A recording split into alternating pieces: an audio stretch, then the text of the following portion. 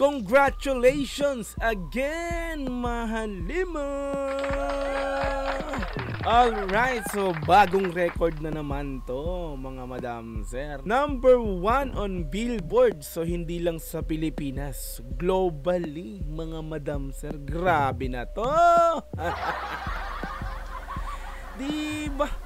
So ang astig talaga ng ating mahal na lima, mga madam sir. Walang makakapagsabing hindi astigin, di ba? Hindi mga angasin, kumbaga. Diba? So deserve ng mga mahalima talaga yung ganitong klaseng mga kumbaga breaking record, kumbaga deserve nila yung mga ganitong klaseng achievement. Di ba? Di ba? So kumbaga, Dam number 1 on Billboard World Digital Song Sales. World na yan. So hindi lang sa Pilipinas, mga madam sir. Grabe naman yon. Bumasag na naman ng bagong record ang ating mahal na lima. Palakpakan natin. So, lead, no? Ayan, so napili kong gawan ng reaction video yung upload dito sa channel ni I'm Papa Rice, no? I'm Papa Rice. Yung upload niyang What Just Happened. SB19 takes number 1 on Billboard. Diba? Hindi lang Billboard PH. So, Billboard World! Solid talaga, no? Okay, so congratulations again. So napakagagaling talaga naman, no? Talaga namang hindi, kumbaga ito yung pinakang history na, no? History na, no? Sabi nga ni Pablo dito sa thumbnail niya, no? Number 1 ang SB19. Diba? Okay, so i-play natin to, mga madam sir, no? Na-excite na akong panoorin to. So yun lang. So ang ano ko lang syempre, 'di ba? Kumbaga from Gento to Dam, 'di ba? Gento tapos Dam naman ngayon. Okay, this time panoorin natin 'to, mga repapis. Okay, so let's go. Play natin 'to.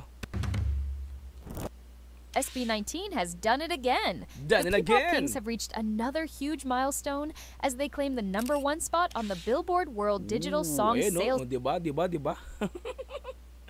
Number 1 Billboard World Digital Songs Sales. Diba? Yan yung mga platform sa mga Spotify, diba? Sa mga Amazon, sa mga Apple Music, diba? Yan yung mga yung mga music platform, no. So kung magano sila sila yung number 1 doon na syempre ini-stream, diba? Yun. So tuloy natin to.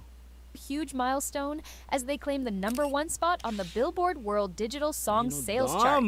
This achievement proves their growing global influence and strong fan support. Grabe, oh. Let's dive into how 2024 September 27. Ayan, sorry.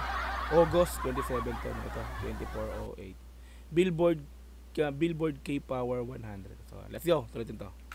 Achievement proves their growing global influence and strong fan support. Yes. Let's dive into how strong fan support. Matik kasi iba klase yung fan base ng ating mahalima talaga. Achievement proves their growing Solid global 18. influence and strong fan support.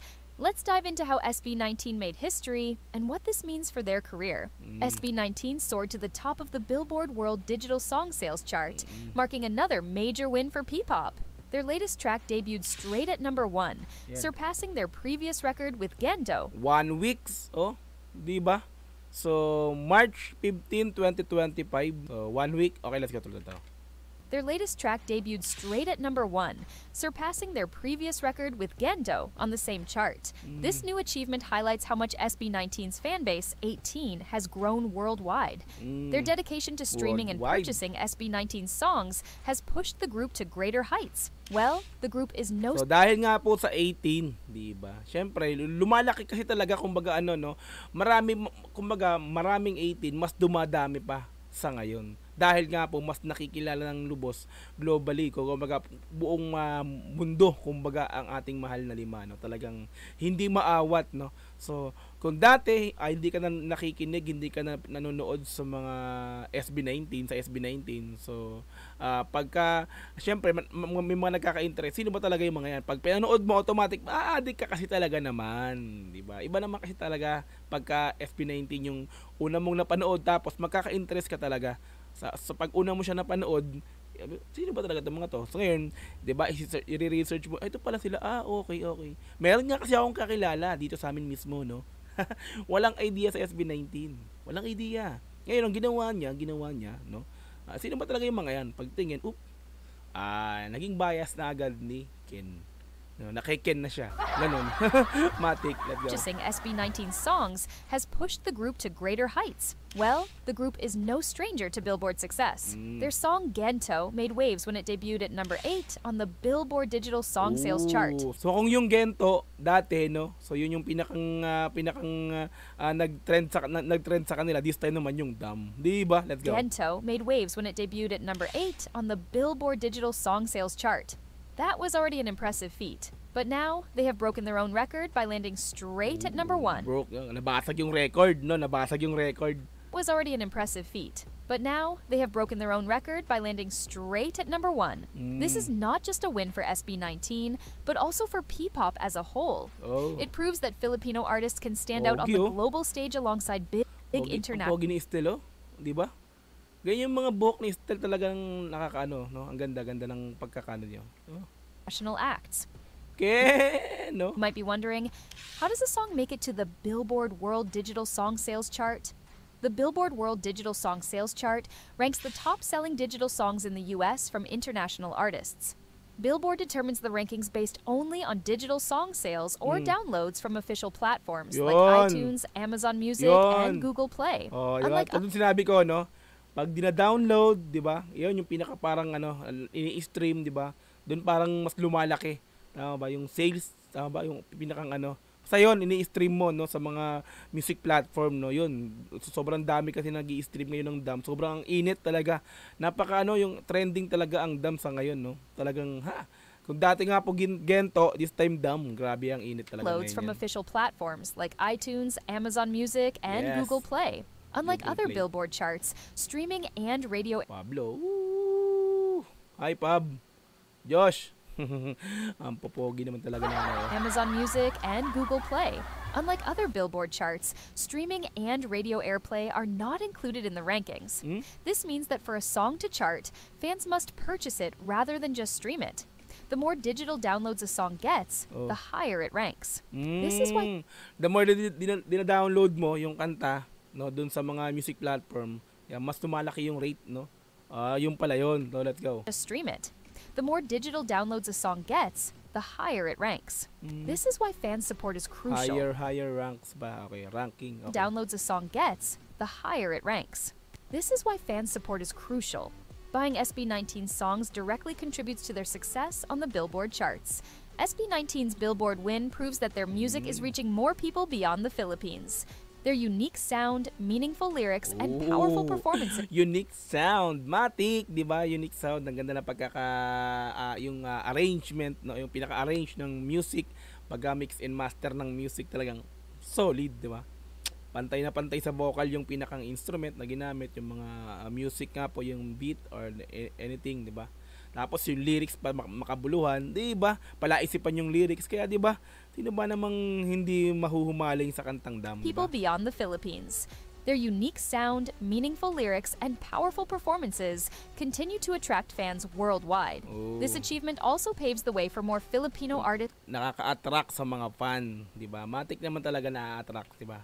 Nakaka-attract yung music ng Dam. Continue to attract fans worldwide. This achievement also paves the way for more Filipino artists to shine internationally. With the right support and passion, P-pop has the potential to grow even bigger on the global stage. The group's #1 ranking on the Billboard World Digital Song Sales Chart is a historic moment for P-pop. It shows how far they've come and how much they've grown. With their talent and 18's unwavering support, there's no doubt matik mga 18. Loyalty support ng 8. Loyal ang support talaga niyang mga 18 sa ating mahal na Lima. 'Di ba? Matik yan, hindi mo masabing 18 yan kung talagang hindi full support yan sa ating mahal na Lima. They've grown. With their talent and 18's unwavering support, there's no doubt that SB19 will continue to achieve bigger milestones in the future. What do you think about this latest achievement? Ayan, no? Let us know in the comments. Yeah. If you enjoyed this video, anong masasabi ko? Congrats. Deserve. 'Di ba? Deserve nila to. no? So wala makapagsabing hindi. Dahil napakagagaling, 'di ba? Napakahusay, napaka-talented, 'di ba? Talagang even sa mga live performance, matic, solid live monster, king of P-pop, SB19. Hey, let's go! About this latest achievement? Let us know in the comments. If you enjoyed this video, don't forget to like, share, and subscribe for more updates on SB19 and P-pop. See you in the next one. Alright. Oh, ito. Oh, ticketing guidelines na to. Okay. Hey kid. Alright, so yan. So, syempre, congratulations once again. Congratulations sa inyo, mahal na, diba? Napaka gagaling naman talaga naman, oo. Bumasag na naman ng bagong record. Diba? Diba? Nasa history na naman ang SB19. Diba? Damn! Anong pakiramdam? Damn! Mga madam! Damn! Mga madam sir! Anong pakiramdam? Diba? Masaya. Diba? Proud. Super proud. Diba? Deserve nila yan. Number 1 na naman! So marami na namang natuwa, matik, syempre. Diba? Ibin ako. Diba? Deserve. Diba? Global. Lupit eh, no? Napaka-astig, mga repa. Diba? Biruin mo, no? Number 1 on Billboard World Digital Song Sales. Ooh, grabe na yun.